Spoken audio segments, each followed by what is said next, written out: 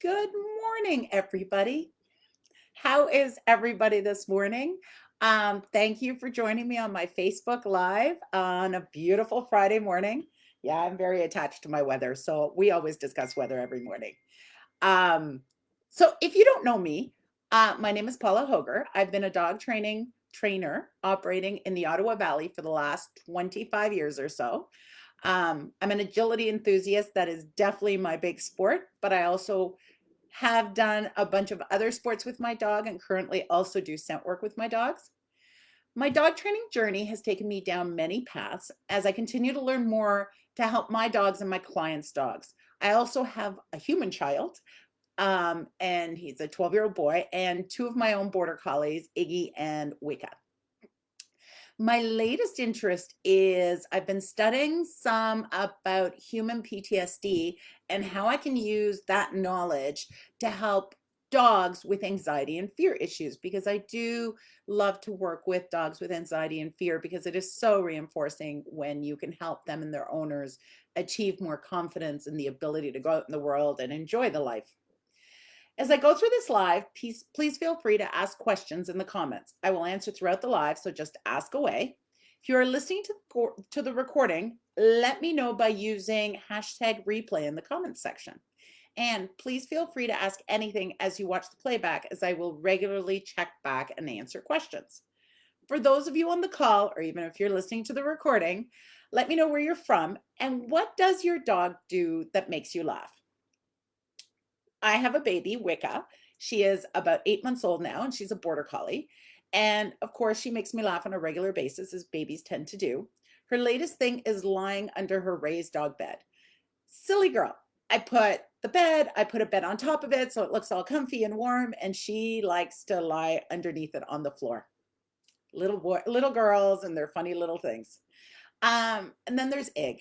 Ig is almost 11 years old, and I got to run him in the almost nationals for the AC this week. And every time you run an older dog, it's a gift, right? Because you never know how much longer you're going to be running them in agility. So it was wonderful. Ig is a totally laid back border collie, but what makes me laugh with him is water hoses. We do a lot of bonfires, and every time my son picks up the water hose, it's always sitting right there. He loses his mind and starts spinning around in a circle. So, the joys of owning border collies. How about you guys? I would love to hear more about your four-legged family members. While I give people a couple of minutes to join, I want to talk about something that came up this week. I was working with a dog in one of my agility classes this week, and I love this dog. He has great temperament and great drive. Most owners want the same thing. They want control. Especially when you're not doing a sport, I don't think owners always understand how to relax and enjoy their dog's drive and fun antics because they're worried about losing control. And this is the challenge, right? It's maintaining your dog's personality and life and enjoyment, but at the same time, you can't have a dog who doesn't come when called or relax when there's company around and stuff like that. So, like me, this owner wants to create that confident, focused partnership that doesn't understand how, but she doesn't understand how to create the calm, connected dog she wants. Inadvertently, she is rewarding the excited behavior which she's trying to eliminate. You've got to be careful when you use food. As soon as you use food to try to get behavior, you are probably reinforcing what you're trying to get rid of. And it's not just as easy as saying luring and not luring. It's being aware what is happening before you present the food or give the food. And I'm definitely going to do a live on this. In this case, the dog was bouncing off of her and she kept rewarding it. It would come in and sit, and then she'd reward it, and then it would disconnect, run away, and then come back and bounce, and she rewarded. So she was creating this pattern. Um, so this is one of my core concepts. And like the ODR game, you never reward the dog for just looking at you.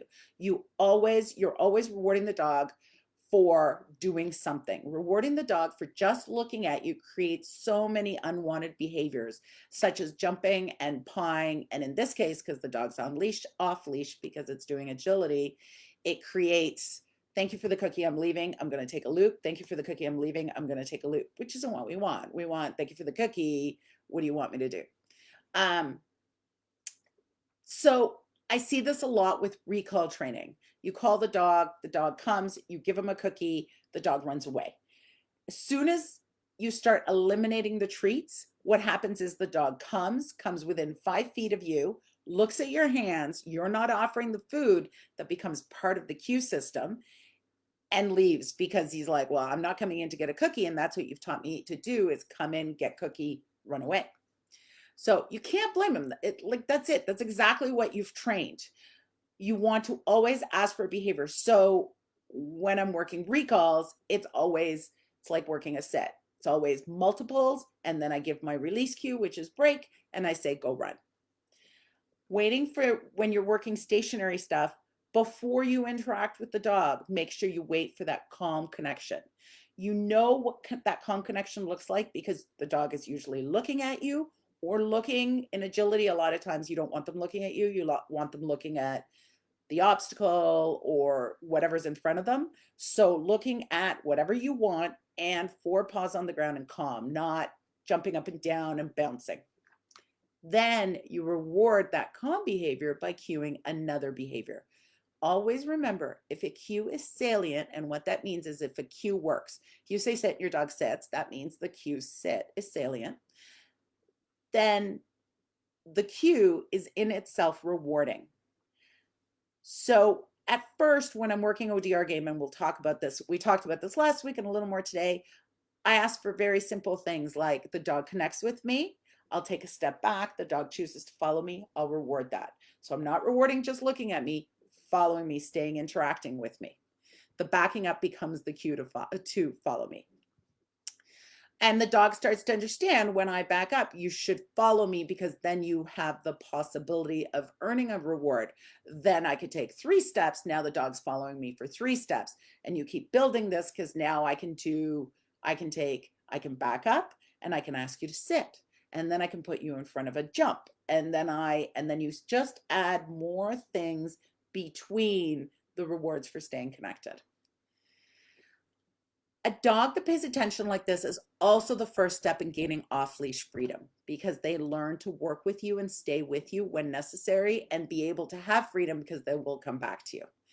So the ODR game, it's a concept. There are very clear rules at the beginning, but it's an overall concept that you use all the time. Just one of many small steps to create your beautiful life together. Okay, so back to my student with the overexcited dog. They started doing exactly this. She waited, they connected, she backed up. He made the choice to stay connected and was rewarded. Within a few minutes of following these guidelines, her amazing dog settled in, calmed down enough to think and work, and started taking direction where she was able to put him in a sit and walk away and request and release to do the obstacle. Can you think of any situation where you may be rewarding, using the food to try to get behavior and inadvertently rewarding what you don't want? Let me know in the comment section. Okay, back to the topic for today. I love puppies and I love talking about puppies. So using the ODR game to teach puppies self-control. Last week, I introduced the ODR game. If you haven't listened to it, make sure you go back and listen to that live. ODR means observe, don't react. ODR game is the foundation of everything I teach.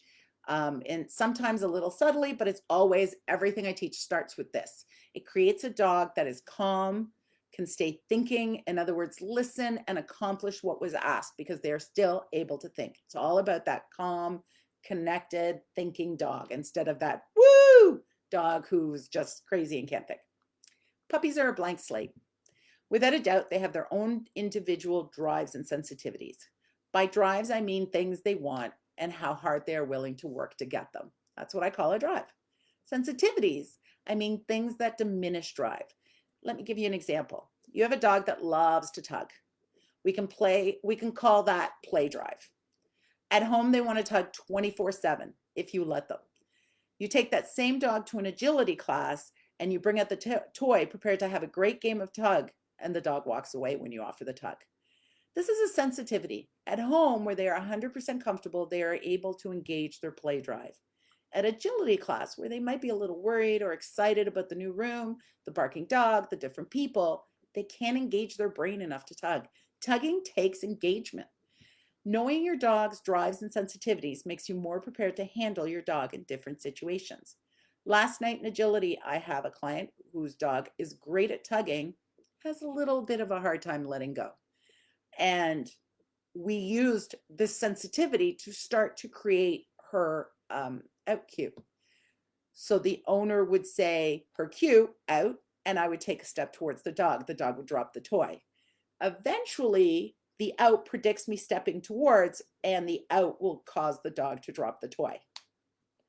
So sometimes you can use sensitivities to your benefit, but you just need to know what they are so you aren't surprised when they happen. Do you know what your dog's drives and sensitivities are? It's a good thing to think about and start paying attention to. When I get a puppy home, on the list for the first week is introducing leash pressure. What I mean by leash pressure is I want that when I put leash pressure on the dog, so I back up with the leash in my hand and the dog feels the pressure on their neck, they move towards me instead of what they instinctively do, which is move away. I start this in a really low distracting environment, so I'm only dealing with the leash pressure. When training, you only want to change one variable at a time. That keeps success rate high and frustration low.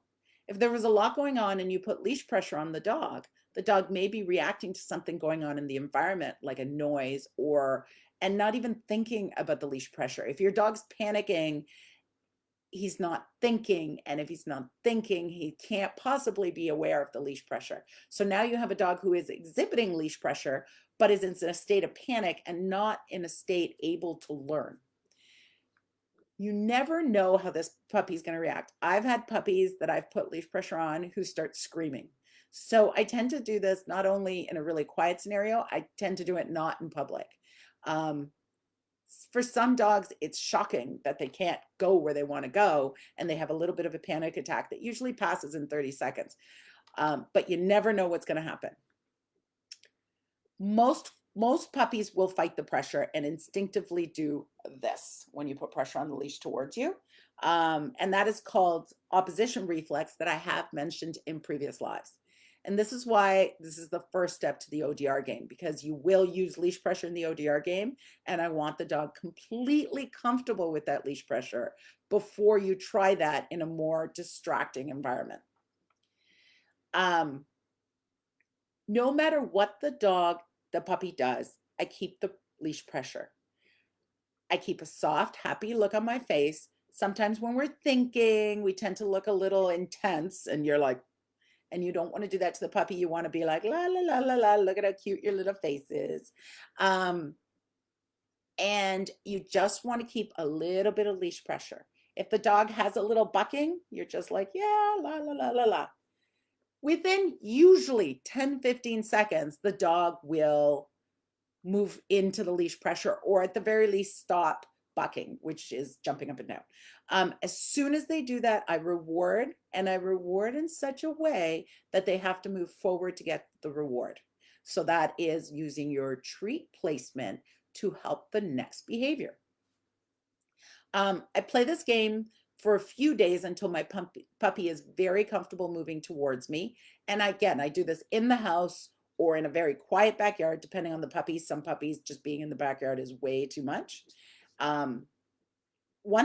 Within usually a couple of times of doing this, maybe 5, your dog, you can't put leash pressure. As soon as you back up, your dog's like, I'm coming, and you can't put leash pressure, then you're ready to add it to a more real life scenario. Do you have a dog that fights leash pressure, or a puppy that decides halfway through your walk, I'm not walking anymore, and starts to argue? When training a dog, there are going to be situations where I'm going to ask the dog or puppy to make a choice. Leash pressure games is one of those places. I want to set the stage so the choice is as easy as possible for the puppy. I do this by, before starting any leash pressure games, I've created a dog that loves to come towards me. I do this by playing 2 of my foundation games, name game and collar grab game. The name game teaches the dog to move towards me when I say their name. It also teaches the dog when I back up to come into my space. Remember, we used that in the first example. And it teaches a dog to be rewarded low and between my legs. And I put the reward under the height of the chin of the dog. So this creates a dog who comes into you looking down instead of coming into you looking up, which will cause the dog to jump. So there's a lot of really great skills being learned on just name game. The collar grab game works on getting the puppy comfortable with having their collar grabbed and moving towards me when I grab their collar. What happens with most puppies is we only grab their collar when they're in trouble. And most puppies, honestly, 8 weeks old, has barely had a collar on. You grab their collar, they're going to be like, no, I don't like it, which is kind of the same thing as leash pressure. So I spend a lot of time getting my dog comfortable with having their collar grabbed and then comfortable with having me put pressure on their collar so that when I do use the collar, they're like, oh yeah, here, take it. The other thing that happens when people grab their dog's collars is they grab their dog's collars and pull towards them. The problem is, as soon as you pull towards them, you end up with that opposition reflex I talked about earlier. So what I do with collar grab is I grab the collar and without pulling towards me, I offer them a reward close to my body.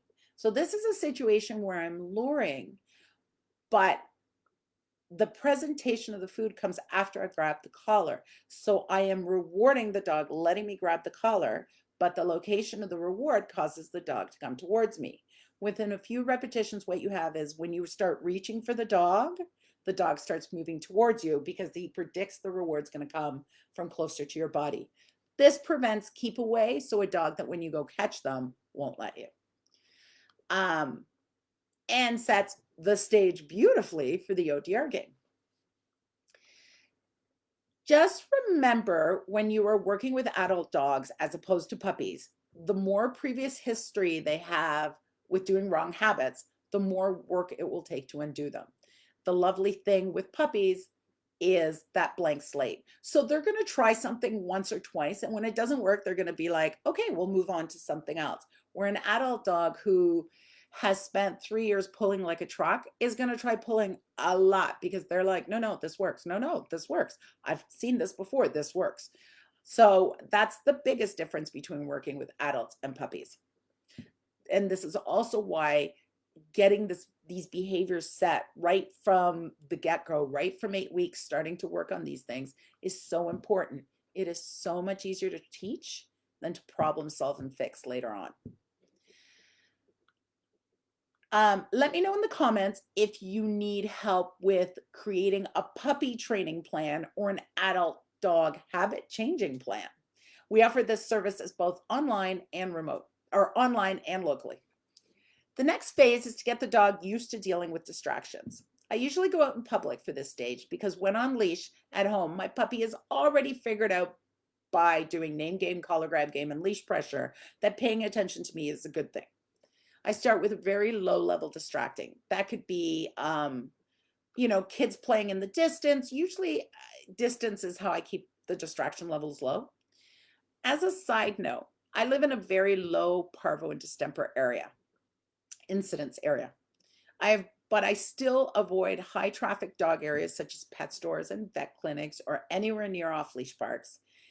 I usually do this in mall parking lots because really honestly, you don't get a lot of dogs walking through mall parking lots. So the incidence of picking something up would be even lower. And the other thing I like about mall parking lots or store parking lots is I can predict the people traffic patterns. Being able to predict the people traffic patterns allows me to change the challenge level easily by moving further or moving closer, also affecting the time of day. With my Siberian Husky, who had a really hard time with this stuff, I would go stand in the supermarket parking lot at 8 o'clock on a Sunday morning, about a half hour before the store opened. The odd staff member would drive in, and there was a restaurant that he could see the parking lot for about 500 feet away. So the distractions were just basically the environment. I didn't add a whole lot of people and moving things.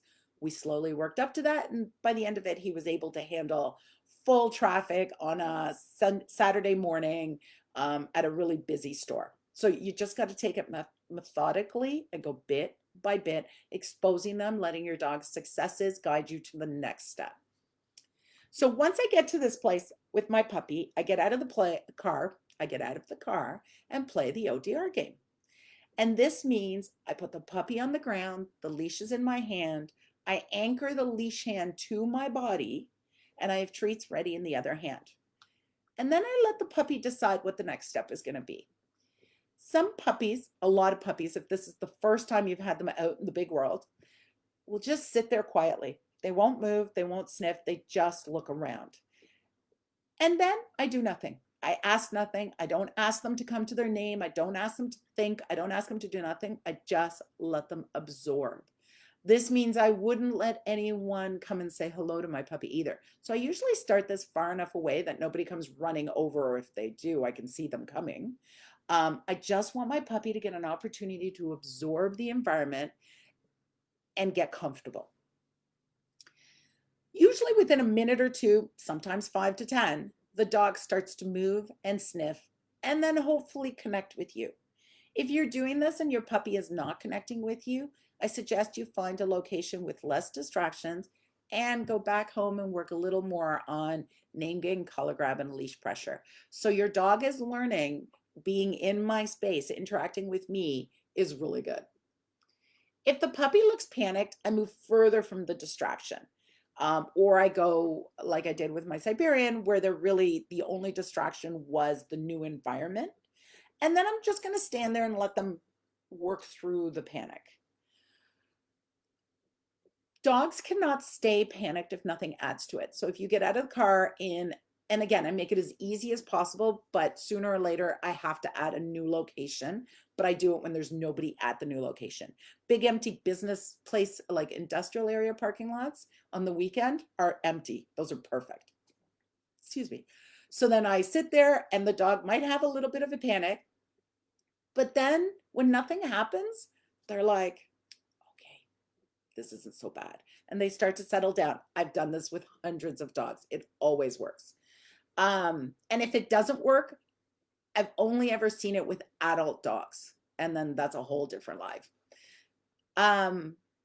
Remember, you're trying to build confidence, not create fear. So I'm not constantly pushing them. I'm taking it very gently. If the dog in 5-10 minutes still hasn't recovered, then I have to figure out something else. With some puppies, just a new environment, like I said, hi Tracy, how are you? With some puppies, just a new environment with nothing else moving is enough at the beginning. If the puppy is lunging and barking, pick up the puppy, put him in the car, and move to a new place. It is too much. It's too challenging. We are not pushing that hard. If the puppy's just looking around and taking it all in, that's exactly what you're looking for. And if the leash tightens, this is where you take a step in the opposite direction. This is when we're finally playing the ODR game we talked about last week. And this is where your leash pressure and your name game and your collar grab game are going to, the history of that is going to help you. Hi, Patty. Let me read your question. Hi, do you talk to them at the start of their worrying or just wait it out? Nope, I just wait it out. I think talking to them is not helpful. We are either panicking with them because we get all, it's okay, it's okay, it's okay. And they're like, oh my God, it's not okay. So no, I just stand there and take it out. If they're coming towards me and being like, can you hold me? Depends. Depends on the age of the puppy. If that's happening a lot, what I might start doing is taking the puppy out of the car and just holding on to them and letting them absorb the environment without being put down. I don't really want to reward, oh, you panic and you jump on me and I pick you up. So I'm very careful with that. So you take a step in the opposite direction. Your dog's pulled on leash. You take a step in the opposite direction. Now what I'm looking for is a choice. Your dog has a choice of continuing to pull to the distraction Then you take one more step. And notice I say steps. I am not walking. I am taking a step and then waiting for the choice. If your dog loosens the leash and continues to look, I reach over and reward that puppy. If your dog says, oh, I'm turning around and looking at you, then he's earned the opportunity to work with me.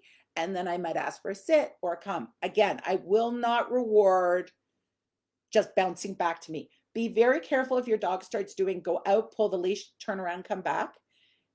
If you reward that, you will end up with, and I know this because I've done it, you will end up with a dog who lunges to turn around to get a cookie. And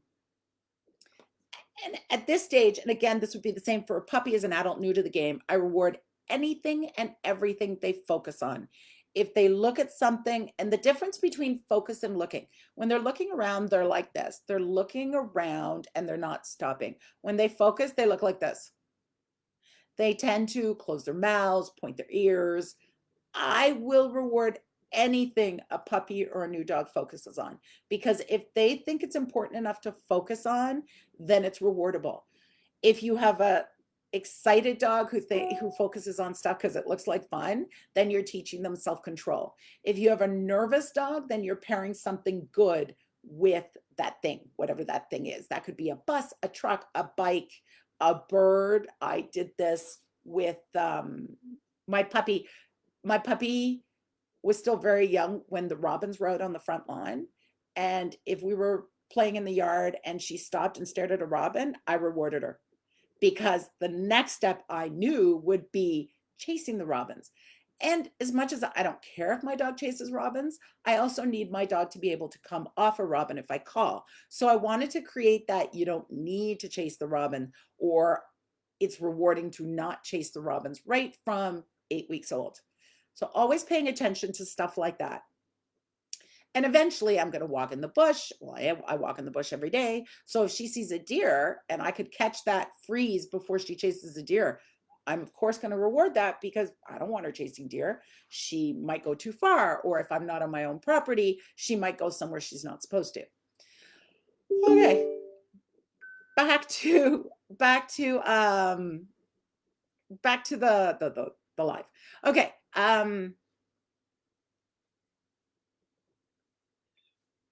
Okay, so instead, it really doesn't matter what it is, I focus on it. This is a big deal. I am really super generous at this age. You look at it, you get a cookie. You look at it, you get a cookie. You look at it, you get a cookie.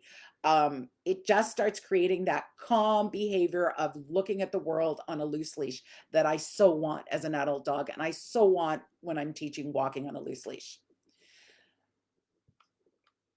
Later on, we can channel the focus into the direction we want, like engaging with us, or training games we were playing, or an agility engaging on the tunnel, a jump, whatever.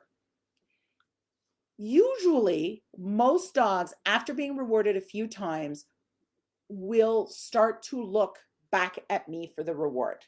And this is when, again, you'd never reward just looking at you. You go back to the games you know. With baby puppies, the games they know right from the get-go are a name game, collar grab game. So that's what we work on. Keep these sessions super short. With puppies, we're talking minutes, 5 minutes, 10 minutes, absolute max. Let your puppy tell you. If your puppy all of a sudden starts looking uncomfortable or gets antsy, yeah, it means you've been there too long. With most puppies, if possible, I am going to give them a day off in between. So I don't want to do this every day. I want to do this every second day. And I always want to protect my dog's sanity. I don't want to overstress them, especially as puppies. I want them to learn to be confident, and constantly pushing them doesn't build confidence and builds anxiety. So doing it every second day is perfect, because it gives them a day to recover, a day to just be a puppy in their comfortable environment, and then you expose them again. Some puppies might need 2 days. Some puppies might last longer. Some puppies might not need the day off. You really need to watch your own puppy and start to get an idea. If you do this and then your puppy is evil at night, that could be excuse me, that could be a sign that that was too stressful for your dog. So let your puppy, watch your puppy. Your puppy is not being bad. Your puppy is giving you information. You need to look at that information. I increase the challenge at first by just adjusting where I am in relation to the people traffic. So for us, I have a supermarket I use all the time, and it has a big long sidewalk in front, and the door is kind of in the center. I start my dogs to the far left, so there's very little foot traffic goes by. Most of the foot traffic's about 100 feet away. And my goal is to sit outside the doors where the foot traffic is 5 feet away. And my dog be able to sit there calmly and watch the people go in and out of the supermarket, watch the carts, watch the kids, watch the trucks go by, and be like, yep, I can just sit here and watch. I want you to notice something. At no time did I ask for any behavior unless they chose to look at me. Be careful of the nagging your dog to sit whenever he's on leash. I see this all the time with clients when they come to class. They're standing there, and every 2 minutes they're like, sit. They give the dog a cookie, and then they ignore the dog. The dog gets up, starts to lunge and bark and whatever. Sit. They give the dog a cookie. All the rewarding is that lunging, barking. Remember the example from the beginning of the live where I was like, you're rewarding what you're trying to get rid of? That's what that sit is doing. I want it to be my dog's responsibility to calm itself down when I'm standing still and just hang out. If they can't, then it's my responsibility to make the environment easier. Another example of the ODR game I teach my puppies right from the get-go is how to settle. I use this in the house and anywhere I go where I want my dog to just hang out when I'm sitting. I am always in search of patios that allow dogs to practice my puppy hanging out while I have coffee. With some puppies who love to chew their leashes, I will put a short piece of chain in the beginning of the leash so I don't have to worry about them chewing it while we're sitting there. Because I've done that, and you get up and you only have a piece of leash. As I sit down, I give my dog a little pallet kibble in front of them on the ground or their dog bed if I'm using one. I step on the leash so they have enough room to stand, and that's about it. Stand, sit, turn around, and that's about it. Of course, I am always working ODR games, so if the focus is on the environment, the same rules apply. If you're looking at the environment calmly, I'm rewarding you. If every time a person goes by at the beginning or anytime you focus, I'm rewarding you. I reward each stage. I'm going to go through the stages. I reward each stage a few times and then wait to them to offer the next level. As the dog becomes more experienced with this game, I start rewarding further through the stages. Rewards always happen on the ground, getting the focus off of me and encouraging them to lie down. So stage one is hang out, no pawing or jumping on me. So they can be standing next to me. And I'm not really interacting with them. I'm not talking to them. I'm having coffee with a friend. So at first it's just hanging out, no pawing, no jumping on me. Stage two is, so I'll reward that a few times and then I wait for the next stage. You have to be sitting before I'm going to reward you. Then you have to be lying down before I reward you. And the final stage is important. You have to be lying down and not looking at me because I don't want to teach a dog to stare at me while I'm trying to watch TV, have coffee, eat dinner. Remember, I have border collie, so this is a big deal. So eventually they're going to look at something and then they only get rewarded when they're lying down looking away from me. Notice at no time I'm cueing my dog to do anything. I let my dog offer focus and relaxation. I don't really want to have to ask them and nag them as adults. Go lie down, go lie down, go lie down. So I don't do it as puppies. They will eventually get there. I've never had a dog who didn't understand how to lie quietly while I had coffee, and eventually at agility trials. Okay, I had a dog who couldn't do agility trials, but eventually he did, but it just took a lot of years. Patience in managing your environment to create rewardable opportunities is the name of the game at this stage of the training journey. I'm not giving a lot of cues when they're little itty bitty puppies. I start this at home and use it a lot when I have company to start building that when I have company, I want you to lie down and amuse yourself and not drive me or my company crazy. Have you ever tried going out with your dog, going to a patio? How did they do? Going to a picnic? It's great fun if your dog is well behaved. I have found starting this game when puppies are really young gets rid of a lot of potential problems as adolescent dogs have. Even reactive dogs who hit that I need to lunge and bark at everything already go into it having an understanding of self-control. My reactive dog had great understanding of ODR game and made all our work so much easier. Um, you can still have worried, my dog was still worried or fearful, or you can have an overexcited dog who forgets and may lunge, meet the little Miss Wicca, but you see them instantly, like she'll lunge at something and then be like, oh yeah, sorry, that was a mistake. That's a young brain who can't stay in their head. You can't help that. They're going to make mistakes. This is where a halty or a head halter is really helpful. They're going to make mistakes. You just have to be there to help them understand what the mistakes were. My companies, Canine Essentials and Shake-a-Paw Dog Training, provide one-on-one support in not only creating training plans, but helping you integrate them into your life. Each team is different. This is why our programs are all custom made to help you focus on what matters to you. If you need help getting your puppy started off on the right foot, or have an adult dog who has some of these lungy, barky, pulling behaviors, message me or comment for more info on our online and offline programs to see if they make sense for you and your dog. The first chat is free. Any questions before I go? Join us next week, Friday at 10 a.m. for the next installment of the ODR game. Next week will be Help, My Puppy is a Teenager, how to use the ODR game to help your adolescent dog thrive and you survive.